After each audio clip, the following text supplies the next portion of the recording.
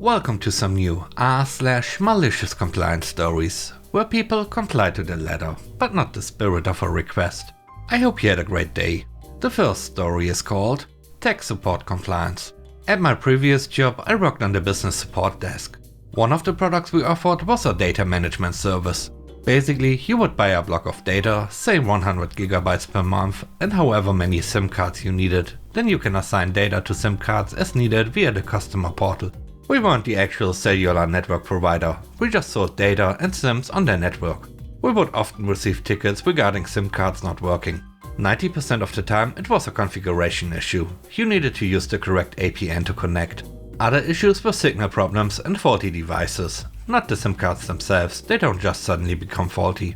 On this particular day, I received an urgent ticket first thing in the morning about a SIM that was offline and not reachable. The tech who logged it was very insistent that this was an urgent issue and wanted constant updates. I checked from our portal and could see that the SIM still had data assigned, so it was not a simple issue of running out of the assigned data. Our first response in this sort of situation is to have the user check the physical SIM, take it out and reinsert it, and confirm that the correct APN was in use.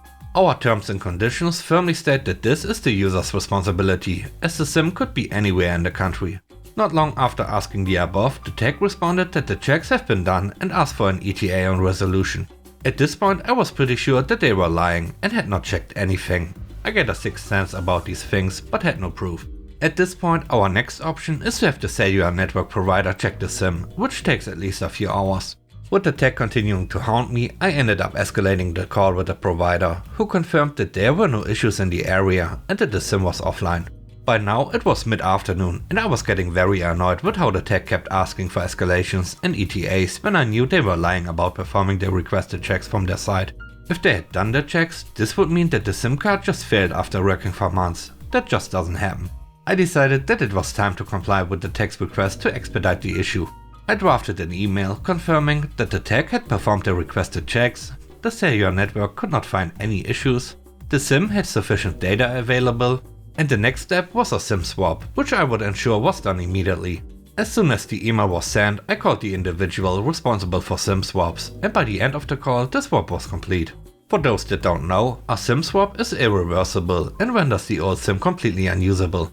Shortly after, the tech's manager got involved and asked us to postpone the SIM swap, as they wanted to check the device on site, confirming my suspicion that this was never done.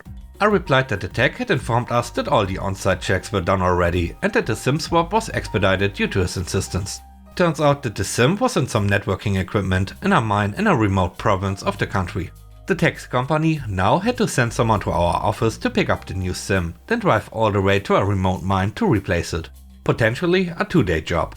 I am not sure if the tech received any disciplinary action, but he never asked to escalate a SIM issue ever again. There was no fallout for us, as we were covered by the terms and conditions. The next story is called Not Descriptive Enough.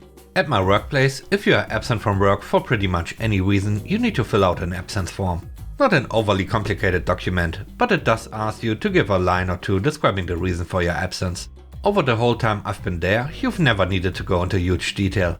I was really sick for the first time in years, and upon my return to work I did my duty and filled out the form with the expected level of detail, then handed it into HR. I then later find a fresh one put on my desk with a post-it, saying that I haven't described my illness in enough detail. Employees were now required to provide a more detailed account of their illness. Grabbing a fresh piece of paper, I launched into a vivid recount of the stomach and bowel-based torment my body had experienced. I described everything, in great detail. I stapled the recount to the form and write "See attached" in the section to describe the illness. Nobody said anything to me at all directly. I heard from other sources that it did make the people in HR laugh and feel ill, but I was leaving a week later, so I didn't really care anyway. The third story is called Christmas Eve Work. December 24 and 31 has always been a non-working day in our country. But just this year, the country's president announced that it will be a special working holiday. So it is still up to the company if they will have work on that day or not. When our company announced that we will have a full day of work on the 24th, the employees weren't happy.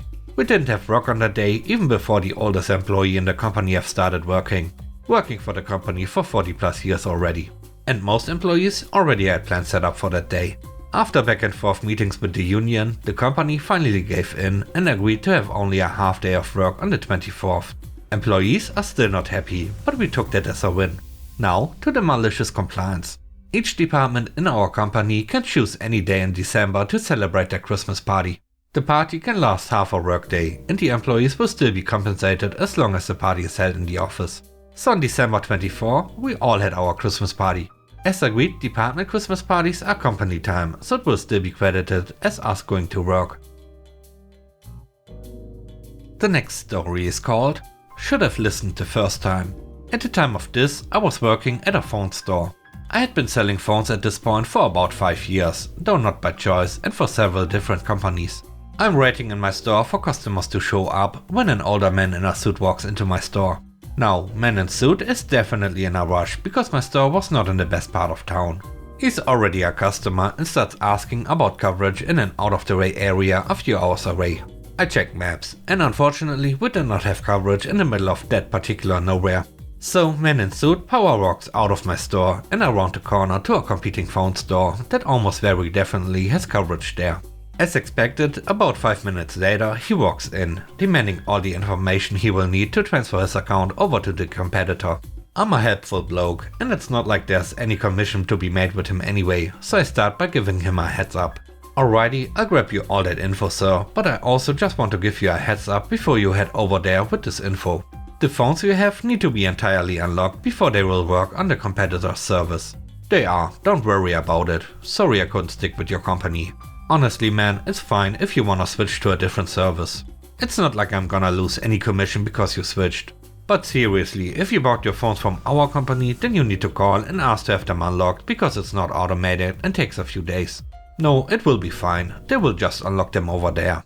I'm 100% certain they can't do that. I'd recommend at least buying a temporary phone from them to hold you over until these ones get unlocked. I hand him the info he needs, man in suit leaves and goes back to the competitor's store. 5 minutes before closing and right on cue he walks back in looking panicked. Hey, I just transferred my service and my phone doesn't work. You never called to have your phone unlocked, did you? What? The guy at the other store said you guys could do it. I don't have that power, I told you before you left.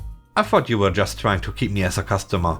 I literally told you to buy a phone from our competitor, because what you're trying was probably not gonna work.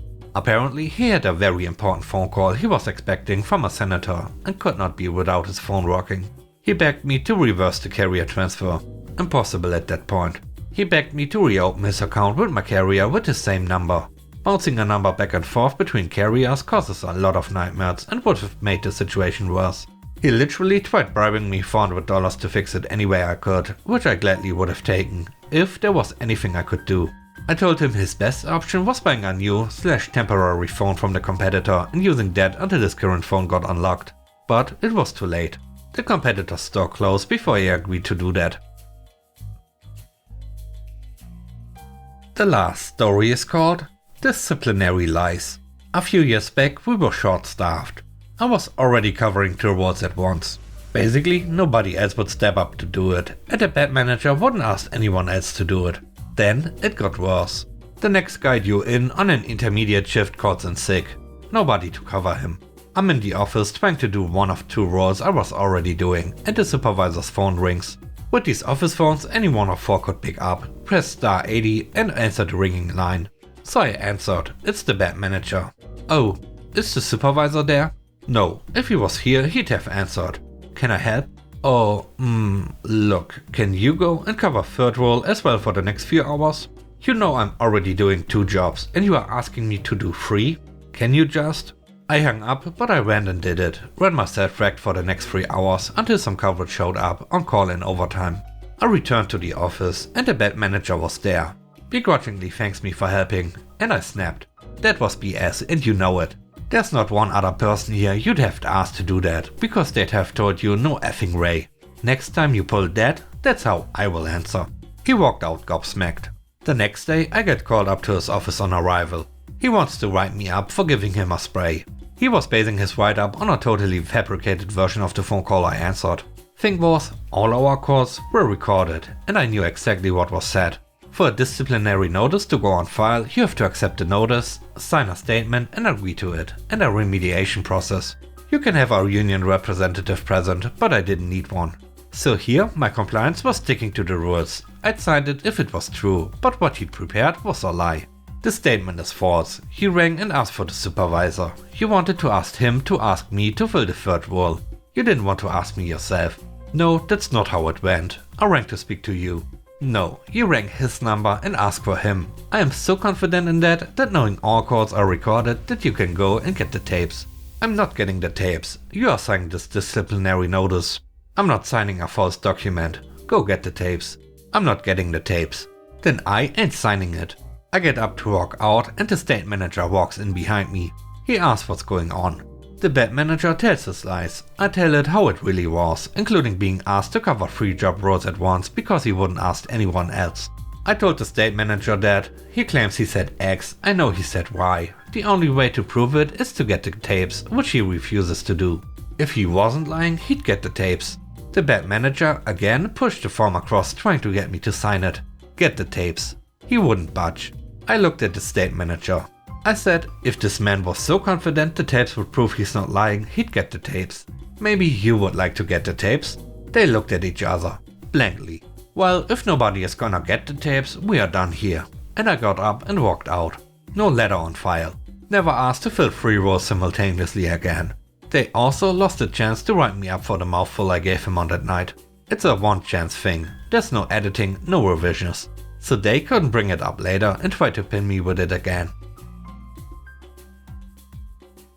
And with that, we end today's video. Let me know what you think about the stories. On a scale of 1 to 10, how would you rate the stories and today's video? I hope you enjoyed the video. If you did, please don't forget to subscribe and hit the like button. And I hope you have a great day. Stay safe. Bye bye.